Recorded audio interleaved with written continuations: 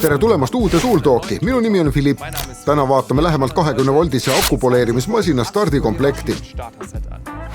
Rohkem sellest töökojas. Teel sinna võid juba ehk kanalit tellida ja videole meeldimise anda. Starterkomplektis on lisaks seadmele kaasas aku, laadija, 2 poleerimisvammi ja mutrivõti. Poleerimisketta saad väga lihtsalt masina külge kruvida. Seejärel kinnitad poleerimiskäsnad takja pinnale. Pöördnupu abil saab valida masina 6 erineva kiirusastme vahel.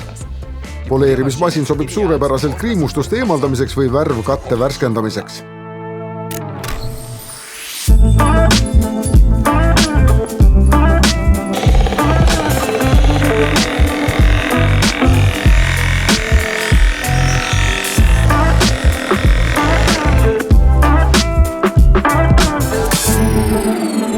Tead, mida kõike poleerimismasin suudab.